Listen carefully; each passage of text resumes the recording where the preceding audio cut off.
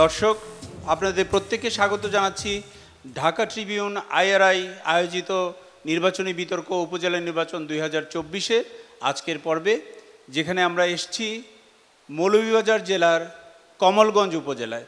এবং এই কমলগঞ্জ উপজেলায় নির্বাচন শীঘ্রই হতে যাচ্ছে, যে নির্বাচনে 3 জন চেয়ারম্যান পদপ্রার্থী রয়েছেন, যারা আজকে এই মঞ্চে আমার সাথে উপস্থিত রয়েছেন। আমরা তাদের সাথে কিছুক্ষণ কথা বলবো, তাদের পরিকল্পনার কথাগুলো শুনবো এবং তারা প্রত্যেকেই বলবেন যে তারা নির্বাচিত হলে এই নির্বাচনের মধ্য দিয়ে তারা এই এলাকার আর্থসামাজিক উন্নয়নে কী ধরনের ভূমিকা রাখতে চান। এবং এই অনুষ্ঠানে আমরা সত্যি খুব আনন্দিত যে এই এলাকার ভোটার জনসাধারণের মধ্যে অনেক গণ্যমান্য ব্যক্তিত্ববর্গ আমাদের সাথে এই অনুষ্ঠানে এই মঞ্চের সামনে দর্শক সারিতে উপস্থিত রয়েছেন। আমরা চেষ্টা করব তাদের মধ্য থেকেও 2-1 জনের কথা শোনার জন্য অনুষ্ঠানের শেষ পর্যায়ে। আমরা এই পর্যায়ে প্রথমেই আপনাদের সাথে পরিচয় করে দিচ্ছি। আমাদের সাথে আজকে যারা উপস্থিত রয়েছেন কমলগঞ্জ উপজেলা নির্বাচনে চেয়ারম্যান পদপ্রার্থী, আমার সর্বপ্রথমে আমার ডান দিকে, আমার ইমিডিয়েট ডান দিকে রয়েছেন একজন ক্রীড়া সংগঠক, শিক্ষা অনুরাগী এবং সাংস্কৃতিক ব্যক্তিত্ব জনাব ইমতিয়াজ আহমেদ বুলবুল, যিনি এই নির্বাচনে চেয়ারম্যান হিসাবে নির্বাচন করছেন। এরপরে রয়েছেন গীতারানী কানু, একজন চা শ্রমিক নেত্রী, উনিও উপজেলা নির্বাচনে চেয়ারম্যান পদপ্রার্থী। এবং সর্বডানে রয়েছেন বর্তমানে যিনি এই উপজেলার চেয়ারম্যান এবং পুনরায় চেয়ারম্যান নির্বাচনে অংশ নিচ্ছেন, অধ্যাপক রফিকুর রহমান। আমি আপনাদের 3 জনকেই সাদর আমন্ত্রণ জানাচ্ছি এই অনুষ্ঠানে এবং একই সাথে ধন্যবাদ জানাচ্ছি আমাদেরকে এই অনুষ্ঠানে আজকে সময় দেওয়ার জন্য। অনুষ্ঠানের শুরুতেই আমি আপনাদের প্রত্যেকের কাছেই খুব সাধারণ একটা প্রশ্ন রাখছি, সেটা হচ্ছে যেহেতু নির্বাচন খুব সামনেই এবং নির্বাচনকে কেন্দ্র করে নানা ধরনের আয়োজন থাকে, আপনারা প্রত্যেকে প্রচারাভিযান চালাচ্ছেন, নির্বাচনের ব্যবস্থাপনার একটা বিষয় থাকে, এই সার্বিক যে এখানকার কমলগঞ্জ উপজেলা নির্বাচন হতে যাচ্ছে তার ব্যবস্থাপনা নিয়ে আপনারা সন্তুষ্ট কিনা? আমি প্রথমে জনাব ইমতিয়াজ আহমেদ বুলবুল আপনার মন্তব্য জানতে চাচ্ছি। আসসালামু আলাইকুম ওয়া রাহমাতুল্লাহি ওয়া বারাকাতুহু। আদাব, ধন্যবাদ। আজকে ঢাকা ট্রিবিউন আইআরআই কর্তৃক আয়োজিত আজকের নির্বাচন বিতর্ক 6ষ্ঠ উপজেলা পরিষদ নির্বাচন। এই নির্বাচনে ইতিমধ্যে প্রথম এবং দ্বিতীয় ধাপে নির্বাচন অনুষ্ঠিত হয়েছে এবং আমাদের কমলগঞ্জে যে নির্বাচনটি হবে সেটি তৃতীয় ধাপে নির্বাচিত হবে। যে মানুষের যে স্বতঃস্ফূর্ত অংশগ্রহণ এবং প্রচারাভিযানে যেভাবে অংশগ্রহণ করছেন, তাতে এটি একটি উৎসবমুখর এবং অংশগ্রহণমূলক হবে। এবং এটাকে অংশগ্রহণমূলক করার জন্য এবং অর্থবহ করার জন্য বাংলাদেশ সরকার এবং সরকারের সংশ্লিষ্ট কর্তৃপক্ষ, আপনারা আমরা সকলেই জানি যে এটাকে উন্মুক্ত করে দেওয়া হয়েছে এবং দলীয় প্রতীক ছাড়া এবং দলীয় প্রার্থী ছাড়া এই নির্বাচনটি অনুষ্ঠিত হবে। যার ফলে অনেকে কিন্তু নির্বাচনে অংশগ্রহণ করা বা তাদের আগামী পরিকল্পনাকে বাস্তবায়ন করার লক্ষ্যে তারা কিন্তু মানুষের ম্যান্ডেট নিয়ে জনসেবার একটা স্বপ্ন দেখছেন বা চেষ্টা করছেন। সেই উপলক্ষে অনেকেই কিন্তু অংশগ্রহণ করেছেন। এর আগে যে 2টি ধাপে হয়েছে সেই ধাপেও কিন্তু সেগুলো পরিলক্ষিত হয়েছে। প্রচুর পরিমাণ প্রার্থী প্রতিদ্বন্দ্বিতা করেছেন এবং উৎসবমূলক পরিবেশে নির্বাচন অনুষ্ঠিত হয়েছে। আমি বিশ্বাস করি এই নির্বাচনে এই ধাপে যেগুলো হবে সেগুলোও আমরা অনেক প্রার্থী কিন্তু সেখানে অবতীর্ণ হয়েছে, প্রতিদ্বন্দ্বিতা করছি এবং সুন্দর একটি শান্তিপূর্ণ পরিবেশে আমরা সেগুলো প্রচারাভিযানের কাজ চালিয়ে যাচ্ছি। আমি একজন প্রার্থী হিসাবে আমার অপরাপর প্রার্থী যারা আছেন সকলের কাছে আমি উদাত্ত আহ্বান করব, আমরা সকলেই শান্তিতে বিশ্বাসী, শান্তিপূর্ণ সহাবস্থানে বিশ্বাসী থাকার কারণে আমরা আমাদের যে নির্বাচনী কার্যক্রম সেগুলোকে পরিচালনা করার ক্ষেত্রে আমরা সহিষ্ণুতা বজায় রাখব এবং সুন্দর পরিবেশ রক্ষার স্বার্থে আমরা কিন্তু সকলেই আমাদের সহযোগিতা হাত প্রসারিত করব এবং সুন্দর একটি নির্বাচন উপহার দিতে আমরা আমাদের অবস্থান থেকে সার্বিক সহযোগিতা করব, এই বিশ্বাস এবং প্রত্যাশা ব্যক্ত করছি। ধন্যবাদ। জি, আপনাকে অনেক ধন্যবাদ। এই একই প্রসঙ্গে আমি এখন গীতারানী কানু আপনার মন্তব্য জানতে চাচ্ছি। নমস্কার, আদাব, সংগ্রামী শুভেচ্ছা অভিনন্দন। সবাইকে সবার সুস্থতা কামনা করছি। আমি গীতারানী কানু এবার উপজেলা চেয়ারম্যান পদে প্রার্থী হয়েছি চা শ্রমিকের পক্ষ থেকে এবং সকল কমলগঞ্জ মাইমুরুদ্দির পক্ষ থেকে। এবারের যে নির্বাচন অনুষ্ঠিত হচ্ছে সেটা আসলে এখন পর্যন্ত অনেক শান্তিপ্রিয় এবং ভালোভাবে আমার সাথে দুজন প্রার্থী, ওনারা আসলেই খুবই শ্রদ্ধেয় আমার, এবং একজন আমার শ্রদ্ধেয় আঙ্কল, আমাদের মন্ত্রী মহোদয়ের ভাই, ছোট ভাই, এবং আমার সাথে প্রার্থিতা করছেন আমাদের শ্রদ্ধেয় স্যার রফিকুর রহমান চৌধুরী, উনিও আমার শ্রদ্ধার লোক। তবে আসলেই নেতৃত্ব তৈরি করতে হলে আর নেতৃত্ব দরকার, পুরাতন আসবে, নতুন যাবে, আমরা যুদ্ধে জনগণ যাকে ভালো মন্দ করবে তাকেই ভোট দিবে। প্রথম থেকে পরিবেশটা একটু আমার জন্য সমস্যা ছিল, যে কারণে আমি একটা চা বাগানের মেয়ে, গরিব মেহনতি মানুষের মেয়ে আর শ্রমজীবী মানুষের পক্ষ থেকে আমি দাঁড়িয়েছি। তো আমার এলাকায় আমার দোকানটা চুরি করানো হয়েছিল, তালা কেটে, তালা ভেঙে শাবল দিয়ে সিসি ক্যামেরা কেটে মালপত্র নিয়ে যাওয়া হয়। তখন আমার জন্য এটা ওটা খুব দুঃখজনক বিষয় ছিল। এটা প্রায় মাস এর কম হবে, হয়তো তারিখটা এখন মনে পড়ছে না, হয়তো খুব প্রচারণায় আছি আমি, গরিব মানুষ। এটার বাদে আর কি আমি আর এরপরে আর কোনো তেমন একটা কোনো অসুবিধা আমি ফিল করছি না, খুব সুন্দরভাবেই হচ্ছে। দুই প্রার্থীরা আমরা তিনজন আমরা স্বতঃস্ফূর্তভাবে এই নির্বাচনে অংশগ্রহণ করেছি। সাধারণ যারা পাবলিক, ওনারা আমার পক্ষে যেভাবে সমর্থন দিয়েছেন, আসলে আমি মনে করছি এখানে সবাই সমর্থন, যে যার যুক্ত মাননীয় প্রধানমন্ত্রী যেভাবে ওনার সুদক্ষ নেতৃত্বে দেশটা এগিয়ে যাচ্ছে, সেইভাবেও আমরা যদি নির্বাচিত হতে পারি, আমরা বিভিন্নভাবে দেশটাকে এগিয়ে নিয়ে যাব। জি, ধন্যবাদ সবাইকে। আপনাকেও ধন্যবাদ। এ পর্যায়ে আমরা অধ্যাপক রফিকুর রহমান আপনার কাছ থেকে শুনব। নির্বাচনী বিতর্ক অনুষ্ঠান 2024 উদযাপন উপলক্ষে কমলগঞ্জ উপজেলাকে বেছে নেওয়ার জন্য ধন্যবাদ জানাই। নির্বাচনের প্রস্তুতি সম্পর্কে বলতে গেলে নির্বাচন প্রায় শেষ পর্যায়ে এসে গেছে। আগামী 29শে মে নির্বাচন অনুষ্ঠিত হবে। আমরা যারা প্রার্থী হয়েছি অনেকেই অনেক পরিচয় দিচ্ছেন। এখানে গীতাকানু যে বলেছেন, উনি হচ্ছেন আমাদের এমপি মহোদয়ের ভাই, আমি হচ্ছি চা শ্রমিকদের পক্ষ থেকে। আসলে আমরা কেউ কারো পক্ষ থেকে নয়, আমি জনগণের পক্ষ থেকে প্রার্থী হয়েছি। কারণ এটা নির্দলীয় নিরপেক্ষ, এটা নির্বাচন। সরকার দলীয়ভাবে এই নির্বাচনকে না নেওয়ার জন্য এবং আত্মীয়করণ না করার জন্য সরকারের পরিষ্কার সিদ্ধান্ত রয়েছে। সুতরাং আমরা যদি সবাই আইনের প্রতি শ্রদ্ধাশীল হই, আমরা যদি নির্বাচনী বিধিমালা মেনে চলি, তাহলে আমাদের মধ্যে কোনো দ্বিধা সংকোচ থাকার কথা নয়। জনগণ ভোট দেবে। সরকারের অভিপ্রায় হচ্ছে যে একটা নির্দলীয় নিরপেক্ষ এবং অংশগ্রহণমূলক নির্বাচন অনুষ্ঠিত হোক, সেই লক্ষ্যেই প্রশাসন কাজ করে যাচ্ছে। কিন্তু অপ্রিয় সত্য হলো কথাটা বলতে হয় যে নির্বাচন সম্পর্কে মানুষের যে একটা নেগেটিভ চিন্তাধারা আছে, সেই নেগেটিভ চিন্তাধারাকে আমরা কীভাবে পজিটিভ করব, এটা হচ্ছে আজকে আমরা যারা প্রার্থী হয়েছি আমাদের আচরণ, আমাদের প্রচারণা, আমাদের কর্মী যারা আছে তাদের সংযম এবং জনগণের প্রতি ভালোবাসা প্রদর্শন করেই আমরা নির্বাচনকে গ্রহণযোগ্য করতে চাই। এবং যাতে মানুষ এই নির্বাচনে বুটে আসে, সেই বুটে আসার জন্য আমরা মানুষকে অনুপ্রাণিত করব। কিন্তু কিছু কিছু মানুষের বা কিছু আমার প্রতিপক্ষ যারা আছেন, তাদের কর্মীরা আমার কর্মীদেরকে বিভিন্নভাবে টেলিফোনে হুমকি দেওয়া হচ্ছে এবং এও বলা হচ্ছে যে নির্বাচন হলে কী হব, ভোট দিলেও আমরা পাস করব, না দিলেও পাস করব। এই কথাগুলো আসলে এটা নেগেটিভ চিন্তাধারা, এগুলো বলা উচিত নয়। কারণ আমরা মাননীয় মন্ত্রী মহোদয়কে আমরা বিতর্কিত করতে চাই না। উনাকে যাতে কেউ ব্যবহার না করে, নির্বাচনকে প্রশ্নবোধক করে জাতির কাছে যাতে আমাদের কমলগঞ্জের মানুষের যে একটা আত্মমর্যাদা, সেটা যাতে আমরা রক্ষা করে আমরা নির্বাচনটা করতে পারি, সেদিকে আমাদের সকলকে সচেষ্ট থাকতে হবে।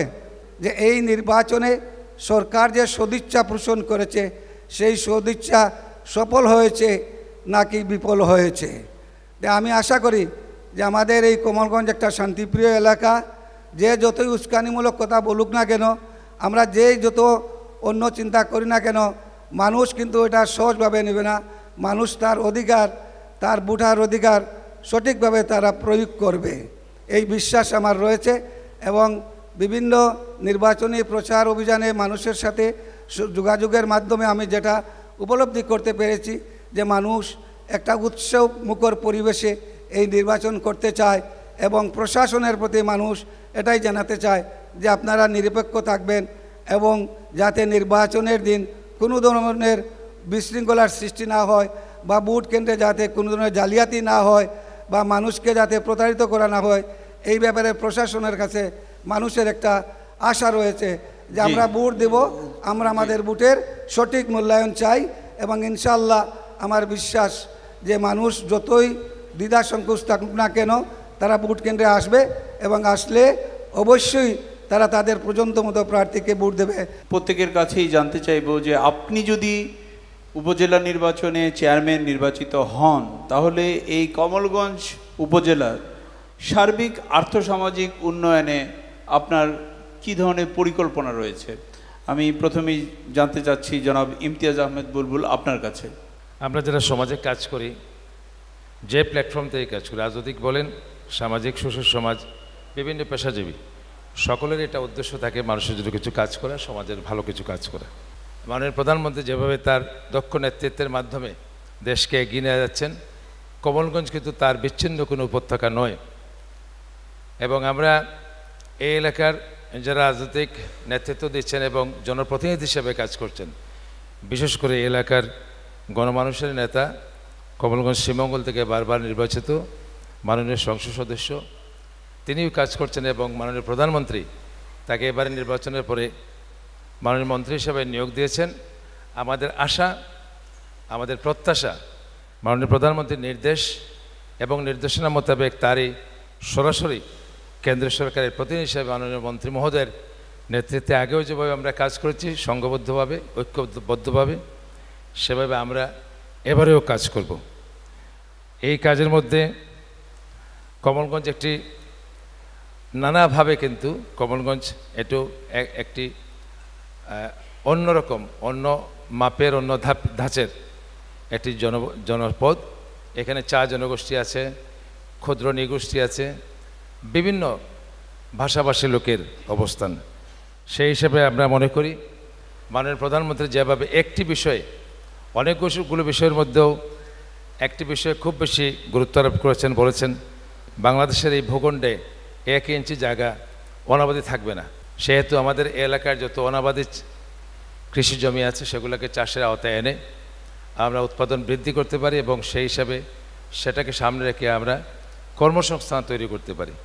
এভাবে আমার মনে হয় আমরা যদি চাই সকলে ঐক্যবদ্ধভাবে সামনে দৃষ্টি রেখে যদি আমরা কাজ করতে পারি, ইনশাআল্লাহ কমলগঞ্জকে একটি সুন্দর স্মার্ট কমলগঞ্জ গড়া সম্ভব। ধন্যবাদ জনাব বুলবুল। এ পর্যায়ে এই একই প্রশ্নের জবাবে আমি গীতা রানী কানু আপনার বক্তব্য শুনতে চাইব। আর্থসামাজিক উন্নয়ন বলতে অর্থনৈতিক এবং সামাজিক উন্নয়নটা আমি বুঝি। হয়তো আমি বড় বড় ডিগ্রি নাই, আমি অল্প শিক্ষিত হলেও আমি প্র্যাকটিক্যাল জ্ঞান নিয়ে আমি যথেষ্টভাবে মাঠে ময়দানে শিক্ষা নিচ্ছি, কিভাবে মানুষের উন্নয়ন করা যায়, কিভাবে মানুষকে ভালোবাসা যায়, কিভাবে নেতৃত্ব দেওয়া যায়, কিভাবে প্রত্যেকটা কোন কাজে কোন জায়গায় ফাঁক ফোকর আছে এগুলো দেখে। তো আর্থসামাজিক যে অর্থনৈতিক উন্নয়নগুলো আসলে বেকার সমস্যা দূরীকরণ, নারীদের উন্নয়ন, বিশেষ করে নারী যারা আমাদের বেকার যারা নারীরা আছেন ওনাদের জন্য আমি বিভিন্নভাবে বিভিন্ন যে প্রধানমন্ত্রীর যে প্রকল্পগুলো আছে ওই প্রকল্পগুলোকে স্বতঃস্ফূর্তভাবে সময় দিয়ে, শ্রম দিয়ে আমি প্রতিটি এলাকায় সময় দিব সবসময়। আর সময় দিয়ে আমি কি করা যায়, যে ডিপার্টমেন্ট আছে সেই ডিপার্টমেন্ট থেকে আমি বেকার সমস্যা দূরীকরণে যে পদক্ষেপগুলো সেটা নিব। চা শ্রমিকরা যারা আছেন ওনাদের, আমাদের শিল্পটা কিভাবে প্রচুর ভালো প্রোডাকশন করা যায়, কিভাবে উন্নত প্রোডাকশন করলে চার দাম বৃদ্ধি পাবে, বিদেশে কিভাবে নিয়ে আমরা ভালো দাম পেতে পারি এবং চা কিভাবে বেশি উৎপাদন হবে, চায়ের যে আপনার সিন্ডিকেট ভেঙে আমার চা শিল্প কিভাবে আমাদের চায়ের দাম বাড়িয়ে আমাদের সকল শ্রমিককে অন্ন, বস্ত্র, চিকিৎসা, বাসস্থান এবং তার প্রয়োজনীয় অধিকার তাকে দেওয়া যায়, সেটা নিয়ে আমি টুকুলভাবে কাজ করব। আমার চা শ্রমিকের যে উপজেলায় আমি যদি নির্বাচিত হই, যে উপজেলায় চা 18টা উপজেলা আছে, সেই 18টা উপজেলার চেয়ারম্যানদেরকে নিয়ে আমি এক সুরে চা শ্রমিকদের জন্য 18 উপজেলায় কাজ করব। জি, আপনাকেও ধন্যবাদ। জনাব অধ্যাপক রফিকুর রহমান। উন্নয়ন সেটা করতে হলে আজকে আমাদের এই উপজেলার যে সম্পদ আছে সেই সম্পদটাকে আমাদের কাজে লাগাতে হবে, এবং এটাকে কাজে লাগাতে হলে আমাদের কেন্দ্রীয় সরকারের কিন্তু ফুল সাপোর্টের প্রয়োজন আছে। নতুবা উপজেলা পরিষদের যে সীমিত তহবিল, সেই তহবিল দিয়ে বড় ধরনের কোনো পরিবর্তন করা সম্ভব হবে না। তাই আমার এলাকার একটা আর্থসামাজিকের ব্যাপারে যে ইনফ্রাস্ট্রাকচার যদি আমরা উন্নয়ন না করতে পারি, যোগাযোগকে যদি আমরা উন্নয়ন না করতে পারি, আমরা এই উপজেলা কৃষি নির্ভরশীল, এই কৃষিতে যদি আমরা উন্নতি লাভ না করতে পারি, আমরা যদি মানুষের স্বাস্থ্য সেবা নিশ্চিত না করতে পারি, আমরা যদি সমাজের মধ্যে শান্তি শৃঙ্খলা বজায় রাখতে না পারি, আইন শৃঙ্খলার সুষ্ঠু সুন্দরভাবে যদি আমরা পরিচালিত না করতে পারি, তাহলে কিন্তু আমরা আর্থসামাজিক উন্নয়নে এটা বিরাট প্রতিবন্ধকতা সৃষ্টি হবে। তাই আমি মনে করি আমাদের এই কৃষিকে, আমাদের এই অর্থনীতিকে এবং বিশেষ করে চা শিল্প যেটা রয়েছে, সেই চা শিল্পের যদি আমরা উন্নতি না করতে পারি, উন্নয়ন না করতে পারি, তাহলে লক্ষ লক্ষ চা শ্রমিক যারা এই শিল্পের সাথে জড়িত আছে তাদের ভাগ্য উন্নয়ন করা সম্ভব নয়। তাই কৃষকদেরকে তার ইকুইপমেন্টসের ব্যাপারে তাকে যাতে আমরা সাপোর্ট দিতে পারি, 1 ইঞ্চি জায়গাও যাতে খালি না থাকে সেদিকে আমাদের নজর রাখতে হবে। এই ক্ষেত্রে যদি আমরা উন্নতি বা উন্নয়ন সাধন করি, তাহলে আমাদের সামাজিক ব্যবস্থা, সমাজ ব্যবস্থার উন্নয়ন হবে। এই এলাকার চা শ্রমিক যারা, তাদের জীবনমানের উন্নয়ন, ক্ষুদ্র নৃগোষ্ঠী জনগোষ্ঠী যারা, তাদের শিক্ষা, স্বাস্থ্য, এসব ক্ষেত্রে আর কি কর্মপরিকল্পনা নেওয়া যেতে পারে বলে আপনি মনে করেন? আপনারা জানেন যে চা বাগানের মজুরি বৃদ্ধি নিয়ে একটা মুভমেন্ট ছিল, সেটাও কিন্তু মাননীয় প্রধানমন্ত্রীর দক্ষতা এবং তার বলিষ্ঠ নেতৃত্বের কারণে কিন্তু এই প্রবলেমটা নিরসন হয়েছে, এবং আমার বিশ্বাস চা জনগোষ্ঠী তাতে তারা সন্তুষ্ট হয়েছে এবং তাদের স্বাভাবিক জীবনযাপন তারা চালিয়ে যাচ্ছেন। শিক্ষার ক্ষেত্রে যদি বলি, তাহলে সেই ক্ষেত্রে এক শ্রীমঙ্গল উপজেলায় 37টি বেসরকারি প্রাথমিক বিদ্যালয় কিন্তু জাতীয়করণ করা হয়েছিল।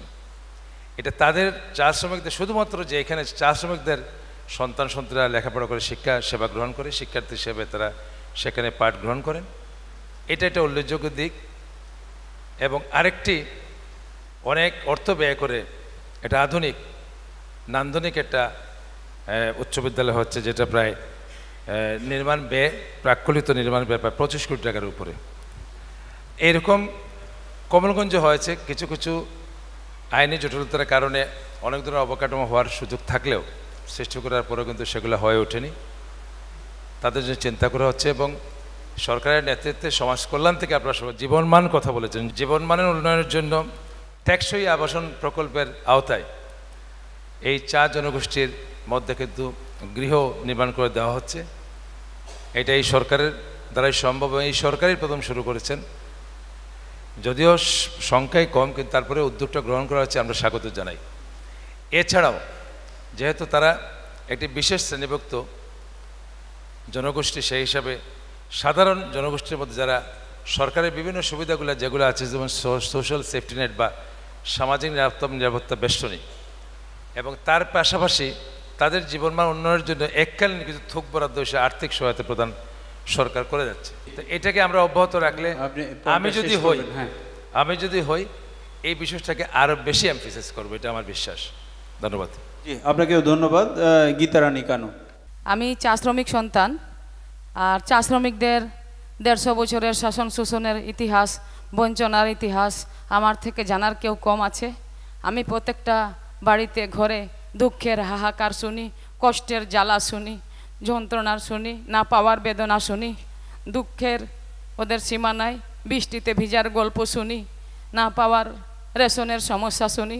চা শ্রমিকদের প্রতি পরতে পরতে দুঃখের কাহিনী নিয়ে আমি আজকে, আমাদের একটা পর্যন্ত প্রতিনিধি নাই, আমাদের সংসদে কোনো প্রতিনিধি নাই, আমাদের উপজেলায় কোনো প্রতিনিধি নাই, আমাদের কথা বলার মতো কোনো প্রতিনিধি নাই দেখেই আমি আরও চা শ্রমিকের পক্ষ থেকে, আসলে চা শ্রমিকের 2টা পক্ষ আমাদের, আমরা কিন্তু পক্ষ এমন না, আমাদের সাধারণ চা শ্রমিক যারা সব আমাকে ভালোবাসে। চা বাগানের যে সমস্যাগুলো, আসলে আমি চা বাগানের সমস্যা দেখেছি, চিকিৎসার যে সমস্যা, আমাদের হাসপাতাল থাকে, এই হাসপাতালে আমি প্রত্যেকটা চা বাগানে একটা একটা করে কমিউনিটি ক্লিনিক ব্যবস্থা করব। আমি আমার ম্যানেজারদেরকে বলে প্রত্যেকটা চা বাগানে এক একটা করে কমিউনিটি ক্লিনিক হবে। আর আবার আমাদের স্কুল আপনারা জানেন যে 26,000 স্কুল হয়েছিল কিছু প্রায় গত 2-3 বছর আগে। 26,000 যে স্কুল হয়েছিল, এখানে কিন্তু শ্রীমঙ্গলে চা বাগানে 36টা স্কুল হয়েছিল, কিন্তু কমলগঞ্জে একটিও স্কুল সরকারি হয় নাই। আমাদের ওই 7টা চা বাগানে 10টা চা বাগান, আমাদের একটাও সরকারি স্কুল নাই। আমি মনে করি আমাদের প্রাথমিক বিদ্যালয়টা কিভাবে সরকারিকরণ করা যায়, আর কিভাবে 1200 টাকায় আমাদের ছেলেমেয়েরা, শিক্ষকরা রাত দিন আজকে 10-12 বছর থেকে প্রায় 12 বছর থেকে শ্রম দিয়ে যাচ্ছেন শিক্ষার ব্যবস্থা করার জন্য। ওনারা পড়িয়ে যাচ্ছেন 1200 টাকা বেতনে। আমি মাননীয় প্রধানমন্ত্রীর সাথে সাক্ষাৎ করে আমার চা বাগানের প্রত্যেকটা সমস্যা, কিভাবে চা শিল্পকে এগিয়ে না যায়, বেকার সমস্যা, আমার যুবকরা হাজার হাজার লেখাপড়া করেও ওনারা আজকে বেকার আছেন, ওনাদেরকে কিভাবে বেকার থেকে আকারে না যায়, কিভাবে আমার নারী চা শ্রমিকদের সুচিকিৎসার ব্যবস্থা করা যায়, কিভাবে আমার চিকিৎসার যে ব্যবস্থা, আমরা সরকারি একটা হাসপাতাল মাননীয় প্রধানমন্ত্রীর কাছে দাবি করব আমাদের চা শ্রমিকদের জন্য কেন্দ্রীয় একটা বড় হাসপাতাল করার জন্য। আপনাকে অনেক ধন্যবাদ। আমরা এবার সংক্ষেপে অধ্যাপক রফিকুর রহমান আপনার কাছ থেকে চা শ্রমিকদের বিষয়ে জানতে চাইব। চা শ্রমিকদের যে জীবনমান উন্নয়নের জন্য আমাদের কাজ করতে হবে, তাদেরকে শিক্ষিত করতে হবে, এবং আমাদের মাননীয় প্রধানমন্ত্রী একটা কর্মসূচি নিয়েছেন জীবনমান উন্নয়নের জন্য আর্থিক অনুদান চা শ্রমিকদেরকে দেওয়া হচ্ছে, কিন্তু এটা তো যথেষ্ট নয়। সো একটা জাতিকে, একটা সমাজকে আমরা যদি এগিয়ে নিতে যেতে চাই, তাহলে তার কোন জায়গায় ডিফেক্ট আছে, আগে সেই ডিফেক্টটাকে আমাকে চিহ্নিত করতে হবে।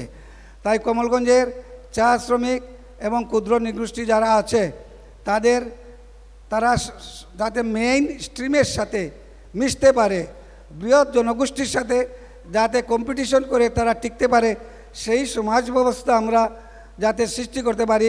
ক্ষুদ্র নিগোষ্ঠী এবং চা শ্রমিকদেরকে শিক্ষায় দীক্ষায় বিভিন্ন আর্থিক এবং সামাজিক যে সমস্ত দায় দায়িত্ব এবং কর্তব্য আছে, সেক্ষেত্রে তাদের মধ্যে সচেতনতা বোধ আমাদের সৃষ্টি করতে হবে, তাহলেই তাদের ভাগ্যের পরিবর্তন হবে।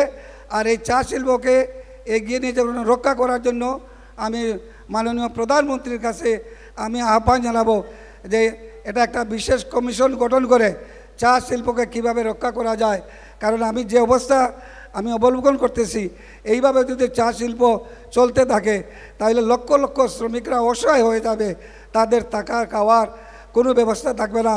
তাদের অর্থনৈতিক অবস্থা যদি আমরা পরিবর্তন না করি তাহলে সমাজটা ধ্বংস হয়ে যাবে। তাদেরকে রক্ষা করার জন্য সরকারকে এগিয়ে যেতে হবে, এবং এই বিষয়টা সকল মাননীয় সংসদ সদস্য যারা আছেন, যারা চা শ্রমিকদের ভোটে নির্বাচিত হন, তাদেরকে আমি আহ্বান জানাই, আপনারা সবাই 7 জন এমপি এই চা শ্রমিকদের মাধ্যমে নির্বাচিত হন।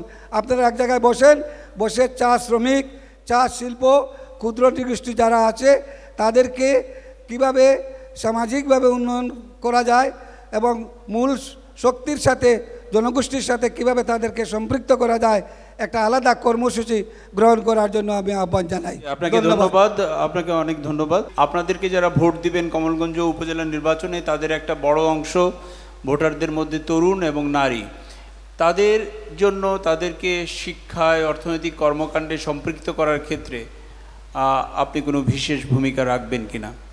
ইমতিয়াজ আহমেদ বুলবুল।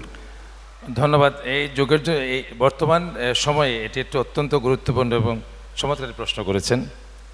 আসলেও আমরা যে মোট জনশক্তি, তার মধ্যে একটা গুরুত্বপূর্ণ সংখ্যা কিন্তু আমাদের তরুণ ভোটার বা তরুণ প্রজন্ম, নারী পুরুষ দুটো মিলেই এটা কাজ করে। অনেক স্বপ্ন নিয়ে তারা কিন্তু তাদের শিক্ষা অর্জন করে, এবং পরবর্তী সময় অনেক সময় দেখা যায় হতাশায় নিমজ্জিত হয়ে কেউ বিদেশে পাড়ি জন্মায়, বা কেউ হয়তো অনেক বিপদে দেখে তারা এগোতে থাকে। তো সেইখান থেকে আমরা এই প্রজন্মকে বাঁচানোর জন্য আমরা নানা ধরনের কর্মসূচি হাতে নিতে পারি, কারণ আমাদের মধ্যে একটা ট্রেন্ড কাজ করে।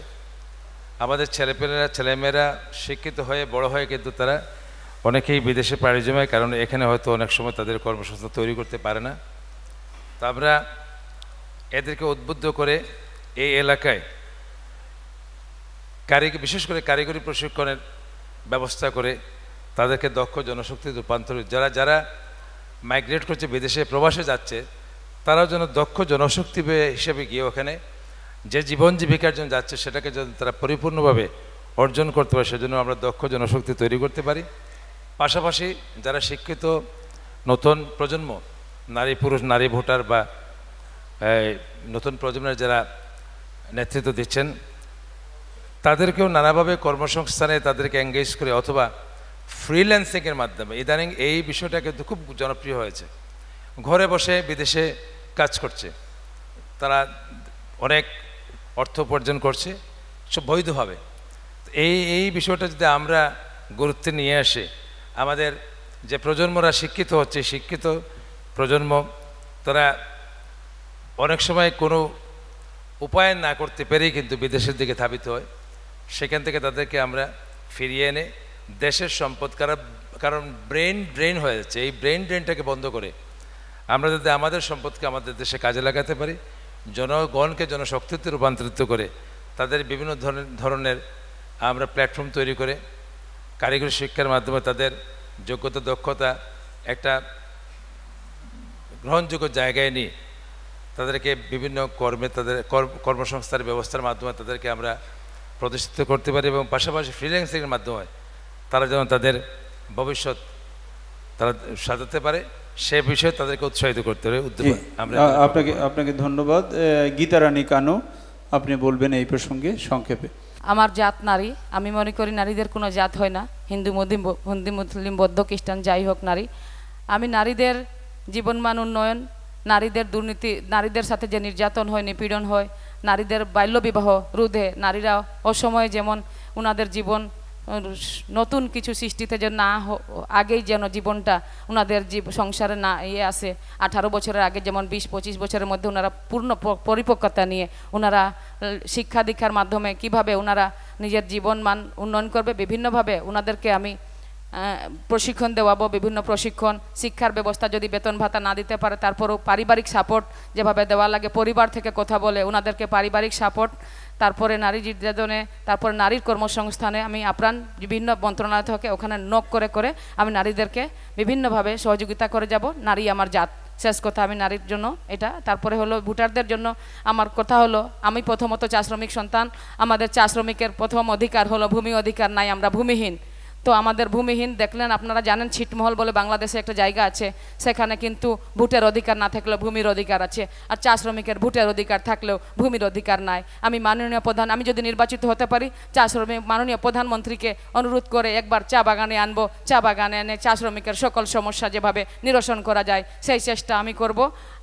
আর অন্যান্য কথা হলো, ধলাইয়ের পার যে নদী ধলাই ব্রিজটা, বিভিন্ন জায়গায় যেগুলো সমস্যা আছে এটা বাদ দেওয়া, শাসন করা দরকার। শেয়াল নদী, পথ অনুসারের শেয়াল নদী, বিভিন্ন রাস্তাঘাট যে ভেঙে পড়েছে, এই রাস্তাঘাটকে কিভাবে উন্নয়ন করা যায়, কারণ আমি দেখেছি অনেক মায়েরা পেটে বাচ্চা নিয়েও এই সমস্যা করতে করতে অর্ধেক রাস্তাতে মারা গেছে।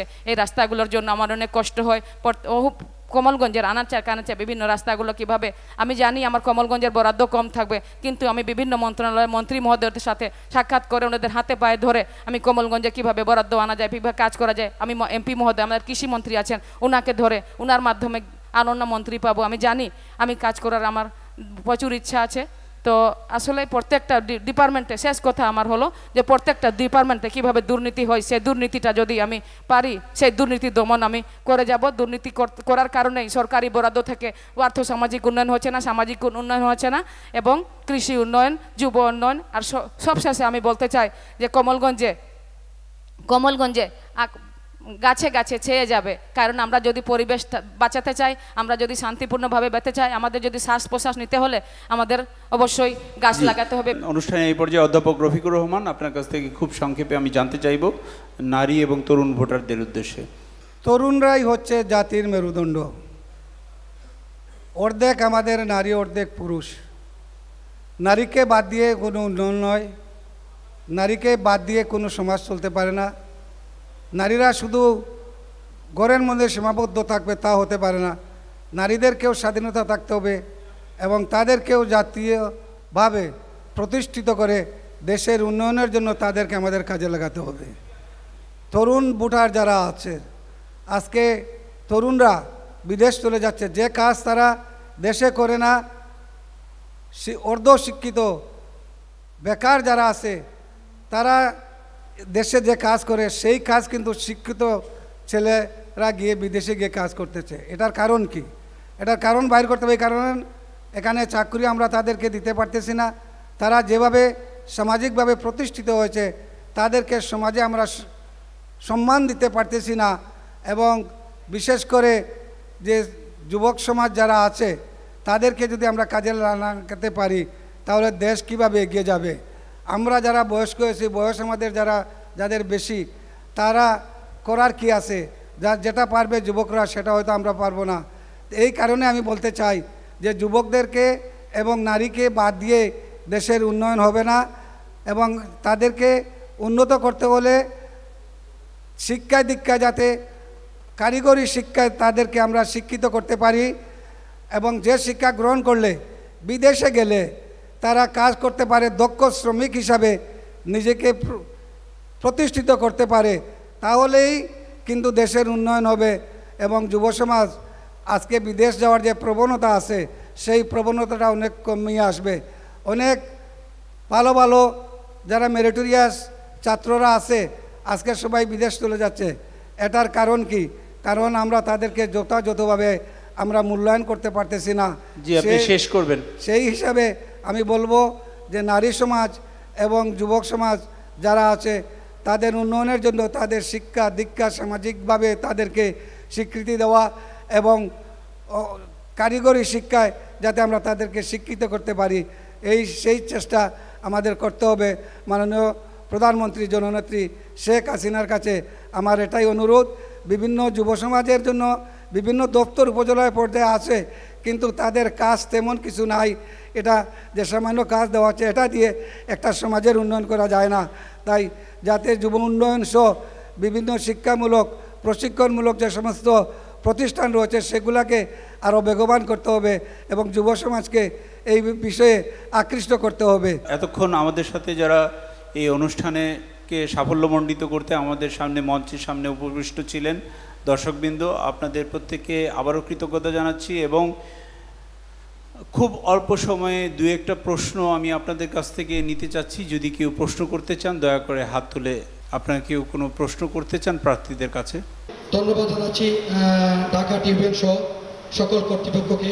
এবং আমাদের এখানে যে তিনজন প্রার্থী আছেন, তো আমাদের তিনজন প্রার্থী ওনাদেরকে একটি প্রশ্ন রাখতে চাই।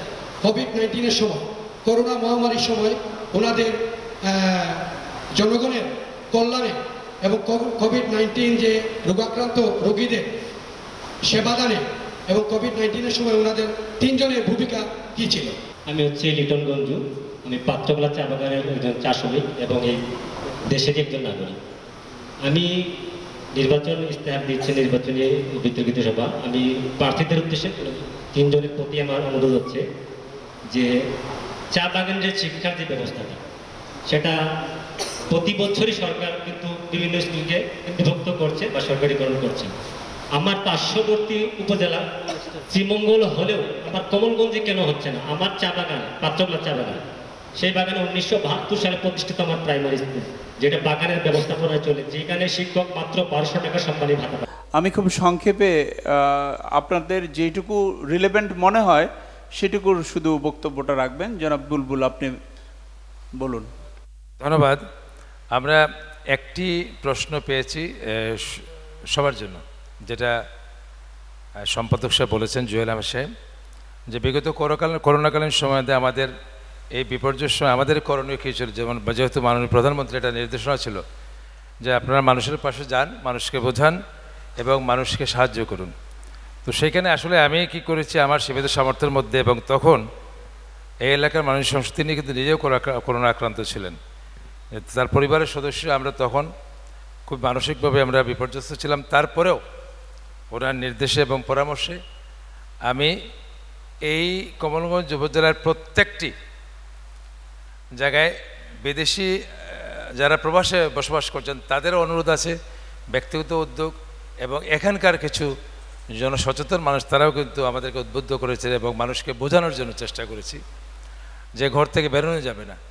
যার ফলে আমি নিজেই কিন্তু 2020 সালে আমি যদি ক্যাটাগরিক্যালি বলি, 2020 সালের আমি 20 অক্টোবর করোনা আক্রান্ত হই, টেস্টেড অ্যান্ড ফাউন্ড পজিটিভ। 2021 সালের 24 জুলাই আমি আমাদের এখন একটু সংক্ষেপে উত্তরটা দিতে হবে। আসলে এটা ওনাকে বলার জন্য এরকম এঙ্গেজমেন্ট আমার ছিল বলে আমি নিজেই আক্রান্ত ছিলাম। এনিওয়ে আমরা আল্লাহর দরবারে শুকরিয়া আদায় করছি যে এখনও বেঁচে আছি এবং এখানে কথা বলছি। ধন্যবাদ। আজকে এখানে আমি রিয়াজ ভাইকে বলবো, বিশেষ করে ধন্যবাদ জানাচ্ছি যে ঢাকা ট্রিবিউন IRI মাধ্যমে আজকের যে নির্বাচন বিতর্ক এখানে করলেন, চমৎকার একটি আয়োজন। এই আয়োজনের জন্য আমরা এলাকার পক্ষ থেকে প্রার্থী হিসেবে আমার অন্তরস্থল থেকে আপনাকে কৃতজ্ঞতা ধন্যবাদ জানাচ্ছি, অভিনন্দন জানাচ্ছি। Thank you very much. আপনাকেও অসংখ্য ধন্যবাদ। গীতা রানী কানু, এই পর্যায়ে ওনাদের প্রশ্নের প্রেক্ষিতে আপনি সংক্ষেপে যদি কিছু বলেন। ধন্যবাদ। প্রথমে আমাদের এখানে উপস্থিত আমাদের বড় ভাই সম্মানিত মেয়র জুয়েল ভাইকে ওনার প্রশ্নের উত্তর আমি দিচ্ছি যে কোভিড-19-এর সময় মাননীয় প্রধানমন্ত্রী যেভাবে করোনাকালীন বিশ্বের দরবার থেকে এবং বিভিন্নভাবে বাংলাদেশ থেকে উনি যেভাবে কোভিড নিয়ন্ত্রণ করেছেন এবং কোভিডে সার্বিক বাংলাদেশকে কোভিডে যত টিকা দেওয়ার, তারপরে সব প্রত্যেকেই টিকা কিন্তু বাংলাদেশে পেয়েছে, মাস্ক পেয়েছে, বিভিন্নভাবে সরকারি বিভিন্ন NGO প্রতিষ্ঠানগুলো পেয়েছে। তো আমি চা শ্রমিকের সন্তান, আমি ভোটে দাঁড়িয়েছি। আমার কিন্তু প্রথম থেকেই শুরু থেকেই আমার কিন্তু টাকা পয়সার খুবই অভাব। আমি দৌড়াদৌড়ি করতে পারি। চা বাগানে তেমন করোনাই ছিল না আমাদের চা বাগানে, দু একজন হয়তো ছিল। আমি সারা চা বাগানের মধ্যে দু একজনকে পেয়েছি যার করোনা হয়েছে।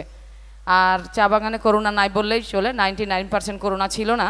তো চা বাগানের মধ্যে আমার ভাই অসুস্থ ছিলেন, আমার ভাইয়ের কোমরের জয়েন্ট সমস্যা, ওনাকে দীর্ঘদিন থেকে দোকানে আমি সময় দিয়েছিলাম। আর ওই সময় বিভিন্ন মানুষকে আমি সতর্ক করেছি বাড়ি থেকে না বের হওয়ার জন্য, মাস্ক পরিধান করার জন্য এবং দূরত্ব অবলম্বন করার জন্য, যে যার অবস্থান থেকে দূরে থেকে কথা বলে, এবং এগুলো বিভিন্নভাবে যতটুকু করার আমি করেছি। বর্তমান চেয়ারম্যান যিনি আবারও প্রার্থী হয়েছেন অধ্যাপক রফিকুর রহমান, আমাদের মেয়র মহোদয় যে কথাটা বলেছেন, আমাদের তিনজনকে উনি প্রশ্ন করেছেন, সুতরাং তিনজনের পক্ষে আমি কথা বলতে চাই। বালুগাছে সর্বপ্রথম যাকে করোনা আক্রান্ত হয়েছিলেন এবং পরবর্তীতে জনতা ব্যাংকের যে অফিসাররা আক্রান্ত হয়েছিল, ওই দিন কোনো লোক এই রাস্তা দিয়েও যায় নাই, বানুগাছ বাজারে উঠে নাই। সেই দিনও আমি সাথে ছিলাম এবং উনিও ছিলেন।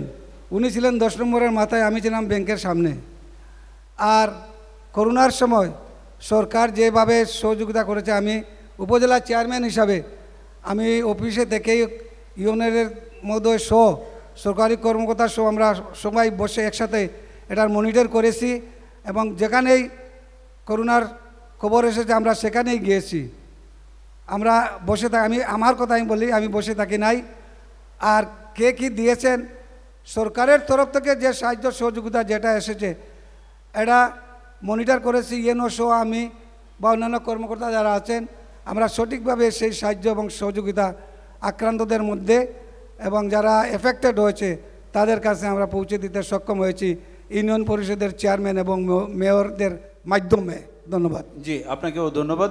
এবং একই সাথে আমি এখানে উপস্থিত যে তিনজন নির্বাচনে চেয়ারম্যান পদপ্রার্থী ইমতিয়াজ সাহেব, ইমতিয়াজ আহমেদ বুলবুল, গীতা রানী কানু এবং অধ্যাপক রফিকুর রহমান, আপনাদের তিনজনকেই ধন্যবাদ জানাচ্ছি আবারও এই অনুষ্ঠানে এসে অংশগ্রহণ করার জন্য, আমাদেরকে এতটা সময় দেওয়ার জন্য এবং আপনাদের মূল্যবান বক্তব্যগুলো উপস্থাপনের জন্য এবং আমাদের বিভিন্ন প্রশ্নের জবাবে আপনাদের পরিকল্পনার কথাগুলো বলার জন্য। দর্শক, আপনাদের সকলকে আবারও ধন্যবাদ জানিয়ে এবং আজকে যারা উপস্থিত ছিলেন যে তিনজন চেয়ারম্যান পদপ্রার্থী, তাদের প্রত্যেকের প্রতি কৃতজ্ঞতা এবং ধন্যবাদ জানিয়ে শেষ করছি ঢাকা ট্রিবিউন IRI আয়োজিত নির্বাচনী বিতর্ক উপজেলা নির্বাচন 2024-এর আজকের পর্ব, যেখানে আমরা ছিলাম মৌলভীবাজার জেলার কমলগঞ্জ উপজেলায়।